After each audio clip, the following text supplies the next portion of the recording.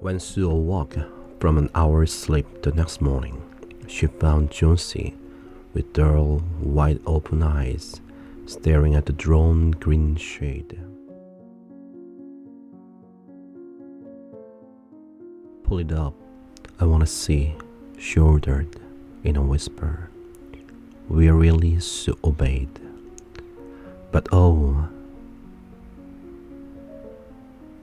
after the beating rain and fierce gusts of wind that had endured through the night, there yet stood out against the brick wall one ivy leaf. It was the last one on the vine, still dark green near its stem, with its serrated edges tinted with the yellow of resolution and decay. It hung bravely from the branch some 20 feet above the ground.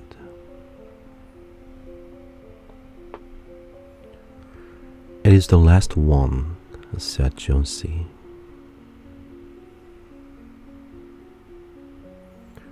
"I thought it'd surely fall during the night. I heard the wind. It'll fall today, and I shall die at the same time." "Dear, dear," said Sue, "think of me. If you won't think of yourself, what do I do?" But Jonesy did not answer.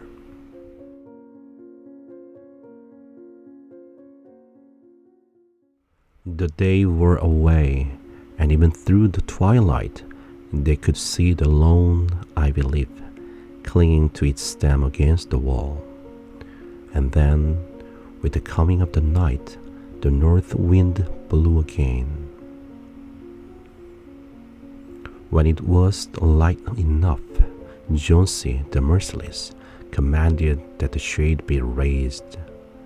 The ivy leaf was still there. Jonesy lay for a long time looking at it.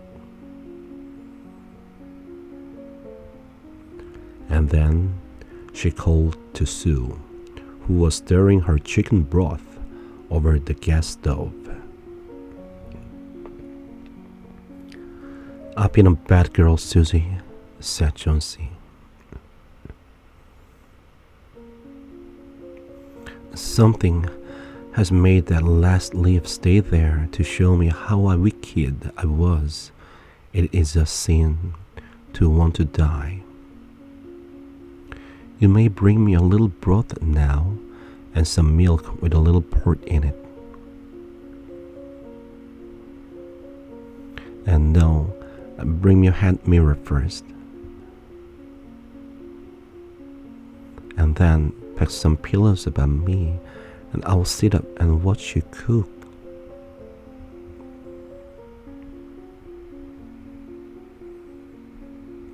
An hour later, she said, "Susie, someday I hope to paint the Bay of Naples."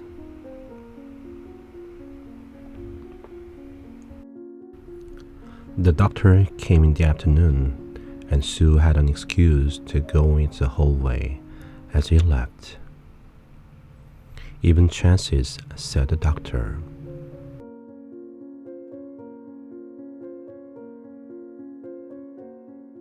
Taking Sue's thin, shaking hand in his, "With good nursing you will win. And now I need to see the other patient. Behrman, his name is, some kind of an artist, I believe, pneumonia too. He is an old, weak man, and the attack is harsh. There's no hope for him, but he goes to the hospital today to be made more comfortable." The next day, the doctor said to Sue, "She's out of danger, you won't. Nutrition and care, now that's all."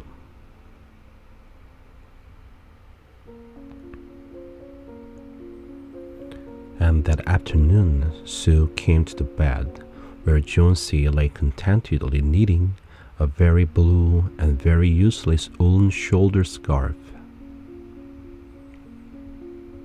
"By the way, I have something to tell you," Sue said to Jonesy on the bed knitting.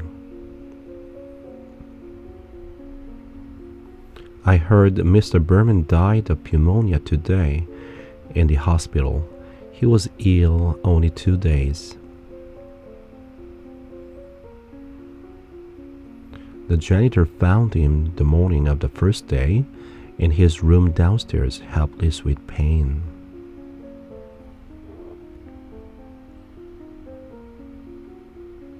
His shoes and clothing were wet through and ice cold. They couldn't imagine where he had been on such a dreadful night. And then they found a lantern still lighted and a ladder that had been dragged from some place.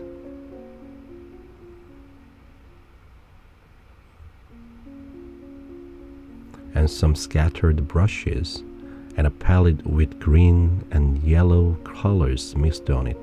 It's so odd, isn't it?"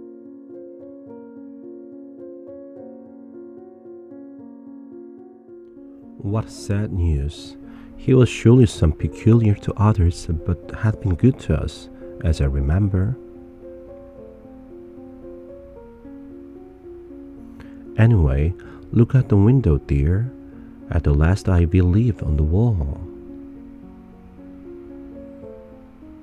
Don't you wonder why it never fluttered or moved when the wind blows?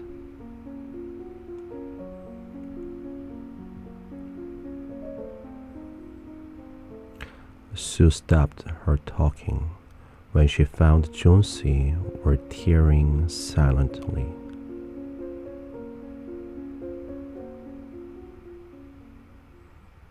And Jonesy said with tears, "Oh, darling, he painted it at the night that the last leaf fell. That leaf is Berman's masterpiece."